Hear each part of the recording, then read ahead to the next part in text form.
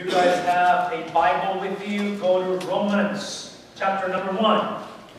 This is week 3, and we are closing chapter 1. You should have a bulletin like this, and inside the bulletin you should have a handout, and I hope that you have it because today is a very busy Sunday. So unapologetically, I'm just going to tell you right now, if you were trying to get to movies by 12 o'clock, ain't happening. Ain't happening today. Alright? Now, if you're going to take me to movies at 12 o'clock, we can negotiate. No, that's not true either. Hey, so here's what we have done for 3 weeks, okay? Well, actually 2 weeks, this is our 3rd week. We have basically walked you through the process that I went through a couple of months ago when I got to my house in the middle of the night. There's an empty house except for my dog is inside, and I'm driving into the house, and the only thing that I have with me to get into the house is my remote control to the garage door. So I pushed that thing thinking that I was going to find the house the way that I always find the house, which implies since I do not have a key to the main door of the house, the door that takes you into the laundry room is always unlocked.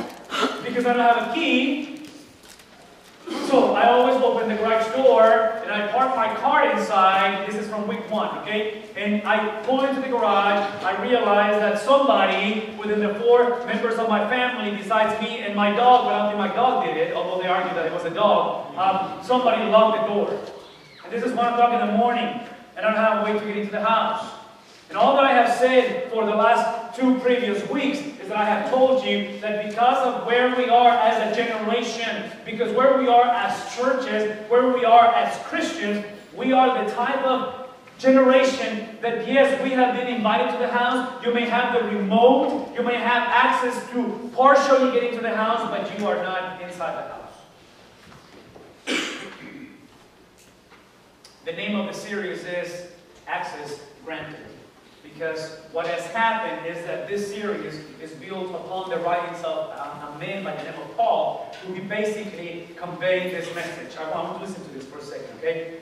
Paul writes this letter based on the reality that in Rome, which is the epicenter of culture, this is where things are happening. This is where, if we can go back and put it into our context, this is where your 17, 18-year-old wants to go after high school and find the right place, the right job, to get the best education. This is the place where you want to go and start a new business. This is the place where things are happening. And the Church of Jesus, this movement is literally growing in this place. There is a problem in Rome.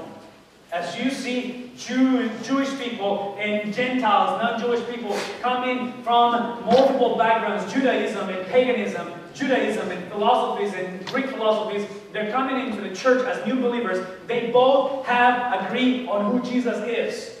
And they've been transformed by the gospel. This group of people now are struggling to understand or to assimilate and to express what Jesus said. And specifically, what Jesus meant. So you're going to find a group of individuals in these churches in Rome that they're having conflict among themselves because they agree on the ultimate goal, which is Jesus. They just have diverse views of what he said and what he meant on what he said. So Romans is basically, and this is why you're here today, Romans is the letter that will help you to understand what Christianity is. In other words, this is the book that will not allow you or I to define what does it mean to be a Christian. Now, why is that important to us? Multiple reasons. Because sometime in the 60s, there was a man by the name of... Come on, guys. Some of you have it on your iPad and your iPhone. Don't you tell me that you don't listen to Imagine? Yeah? Come on. Now, some of you younger is like, who in the world is that guy? Is he related to LeBron James? No, he's not.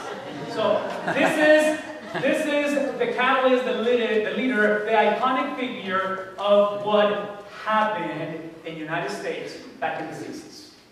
Something happened in the 60s in this country. This is before my time. I'm from the 70s. But something happened in the 60s where culture started to have a radical shift. And this is where we believe the postmodern culture emerged. This is after modernism. This is the shifting of the culture where the United States was taking baby steps towards what is called today a post-Christian culture. What does that mean? That means, you can hear the implication, that means that prior to this decade, prior to this age, especially for those who are foreigners, that we come from a different context, worldviews, experiences, this was the nation. The United States of America, prior to the 60s, was the nation that even if you were not a Christian, even if you were not a church person, when someone spoke about the family, there was one way to see the family. That was it. No questions asked. Prior to the 60s, if anybody spoke about marriage, everybody understood that it's between a man and a woman. That was it. No questions asked. Something happened in the 60s that shifted that mindset where we found ourselves 40, 50 years later in a culture that I don't have to explain the details. Huh? Do I have to? Do I have to turn on the internet and show you a couple of videos of where we are today? Here's where we're going for the next few minutes. What we're going to do for the next few minutes, well, here's what Paul is forcing us to do for the next few minutes. We're going to finish chapter 1, going verses 18 and following. And if you remember, this is what I want you to remember. If you remember from week 1 and specifically week 2, week 2 was based on what the core, the epicenter, the description of the gospel in the book of Romans is all about. For I am not ashamed of the gospel. Remember that, verses 16 and 17? For it is the TNT, the power of salvation to anyone that puts their faith in Jesus. Huh? That's what we said. So we're coming from week 2 weeks ago, where we spoke of the gospel, the essence, what God has done through Jesus. And he's basically saying, Paul is saying in verses 16 and 17 from 2 weeks ago, he basically conveyed that it is only and exclusively by justification alone. In other words, I brought you on that day, I don't know if you remember this, or if you were here, but I brought on stage I brought a backpack with multiple items that my oldest daughter utilized for a law enforcement competition at the island. And I reminded you that in the context or in the world of law enforcement, as we talk about investigations, CSI, okay, there's a point where as an investigator, you have to use forensic evidences, right? To find out what exactly happened at the crime scene. And I explained to you 2 weeks ago that based on the message of verses 16 and 17 of Romans chapter 1, that for you to be justified, for you to be right with God, for you to understand your place in this whole thing about life, you have to begin with a conversation that it only occurs through a forensic justification. What does that imply? The implication is that you cannot justify yourself. You can't do it. It doesn't work. I will even argue this today. If you are here justifying your situation, if you start having an argument in your mind why you are who you are, openly, knowingly that it is wrong, whatever it is that you are doing, or you're thinking, or you're feeling, and you're justifying that, you have not embraced forensic justification.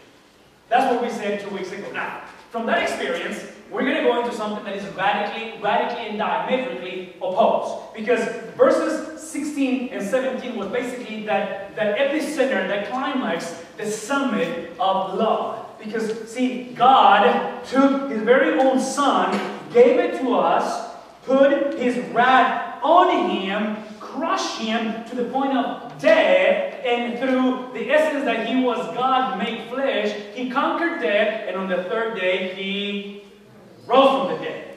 And we have salvation. Everybody with me?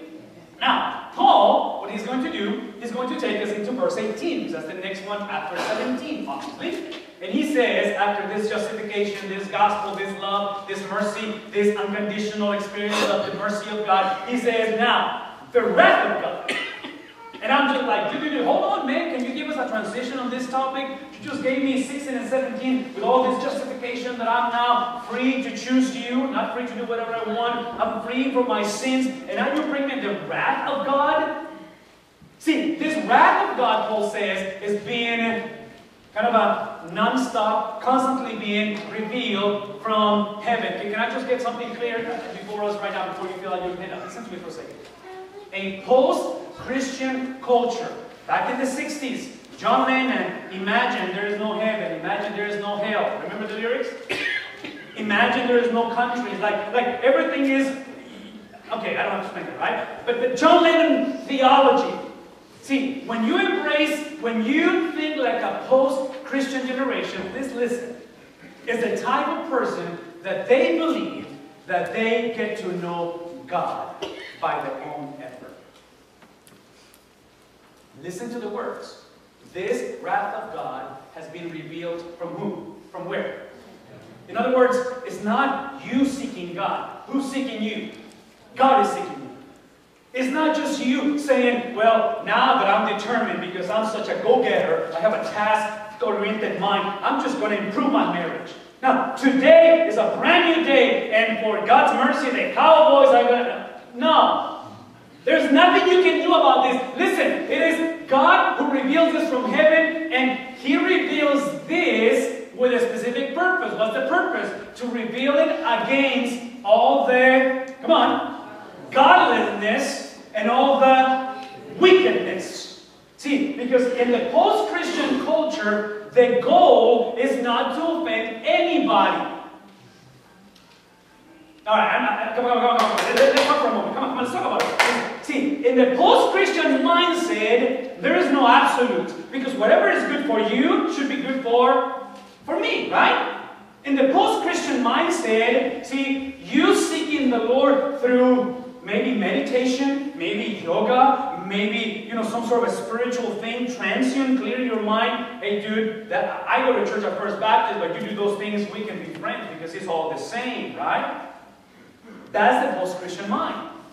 In other words, what I'm trying to tell you clear and simple, that this mindset, this revelation from heaven, known as the wrath of God, is the one that has been given to expose not simply our behavior, it's exposing our condition.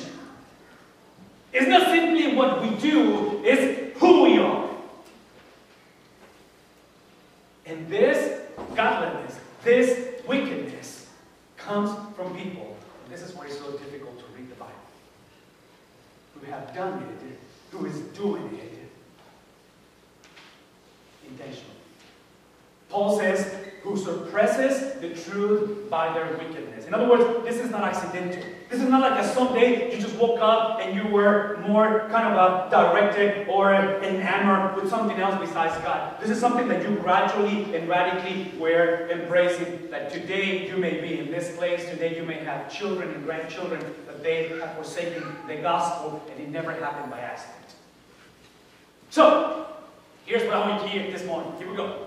The very same God who is love and who told you and exposed you by the truth of the gospel, by Jesus of Nazareth, what to believe, is the same God that is telling us today through His wrath how to behave. The post-Christian culture embraces the first one. And we have no problem because everybody loves Jesus, right? John Lennon used to carry a crucifix. And Jesus is cool. Come on. Who doesn't like Jesus? Right? Your grandma liked Jesus. And your mama liked Jesus. And the knucklehead of my kids and your kids, they like Jesus. But at the end of the day, what does that mean? Is really Jesus the determining factor of how I behave? And that's where the conversation is really ugly. You see, you were just coming to a Sunday worship service, right? You didn't think you were coming to Romans chapter 1, verse 18. You never thought that, right? Because you're a good person, come on. I mean, you're good. I talked to your wife and she likes you most of the time. Right? I mean, come on. Can we get a break in this one? See, the Bible basically says the fullness of the gospel is that God has loved you, and the same God that has saved you, please listen, has saved you in love and mercy by inviting you and empowering you to believe in Christ. This salvation begins first and foremost from the wrath of God. Your salvation is not so you can just have the assurance that you will never meet hell. Here's what I'm going to tell you, just openly. Yes, I want you to avoid hell.